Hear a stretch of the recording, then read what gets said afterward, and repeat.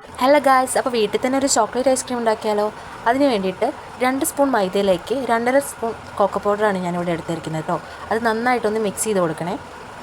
നന്നായി മിക്സ് ആക്കിയ മൈദയിലേക്ക് നമ്മൾ ചൂട് പാലാട്ടോ ഒഴിച്ചു കൊടുക്കുന്നത്. തിളപ്പിച്ച് വെച്ച പാലായിരുന്നു, അത് കുറച്ചായിട്ട് ഒഴിച്ചിട്ട് നന്നായിട്ട് തന്നെ ഇളക്കി കൊടുക്കുക.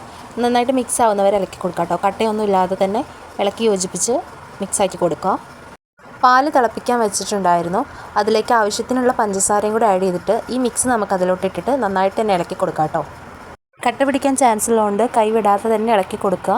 നന്നായിട്ട് കുറുകി വരുന്നവരെയും ഇളക്കി കൊടുക്കുക കേട്ടോ. വേറെ മൈദ കുറുകുമ്പോൾ ഉണ്ടാകുന്ന കട്ടകൾ മാറ്റാൻ വേണ്ടിയിട്ട് ഇതൊരു മിക്സിയുടെ ജാറിലോട്ട് മാറ്റുക. പ്രത്യേകം ശ്രദ്ധിക്കുക, ചൂടാറിയതിന് ശേഷം മാത്രം ചേർക്കുക കേട്ടോ.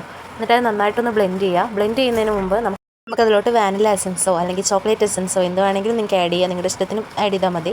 അത് ആഡ് ചെയ്യുമ്പോൾ തന്നെ ഒരു ഫ്ലേവറും കാര്യങ്ങളും നമുക്ക് കിട്ടുന്നതായിരിക്കും. അപ്പോൾ നിങ്ങൾക്ക് നിങ്ങളുടെ ഇഷ്ടത്തിനനുസരിച്ച് ചെയ്യാം കേട്ടോ. അതിനുശേഷം നമ്മൾ ബ്ലെൻഡ് ചെയ്തെടുത്തിട്ടുണ്ട്.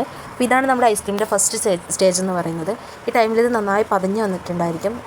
ഇതിലോട്ട് നമുക്ക് വേണമെന്നുണ്ടെങ്കിൽ വാനില ഐസ്ക്രീമോ അല്ലെങ്കിൽ നിങ്ങളുടെ ഇഷ്ടപ്രകാരം ഐസ്ക്രീം ചേർക്കാം.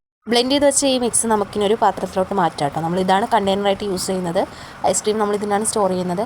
അപ്പോൾ ഇതിന് ഫ്രീസറിൽ ഒരു 4 മണിക്കൂർ നമുക്ക് റെസ്റ്റ് ചെയ്യാൻ വെക്കാം. അതിനുശേഷം വീണ്ടും ഒന്നുകൂടെ എടുത്തിട്ട് നമുക്കൊന്ന് ബ്ലെൻഡ് ചെയ്യണം. ബ്ലെൻഡ് ചെയ്തതിന് ശേഷം നമ്മൾ ഒരു ഓവർനൈറ്റ് ഫുള്ളായിട്ട് നമുക്ക് ഫ്രീസറിൽ വെക്കാം. അതിനുശേഷം ഇത് സെക്കൻഡ് ഡേ ആണ്. ഇതാണ് ഫൈനൽ സ്റ്റേജ്. അപ്പോൾ നമ്മുടെ ഐസ്ക്രീം ഇവിടെ റെഡി ആയിട്ടുണ്ട്. നന്നായിട്ട് കട്ടയായിട്ടിരിക്കുവാണ്. അപ്പോൾ നമുക്ക് എടുക്കാൻ പറ്റുന്നുണ്ടായിരുന്നില്ല.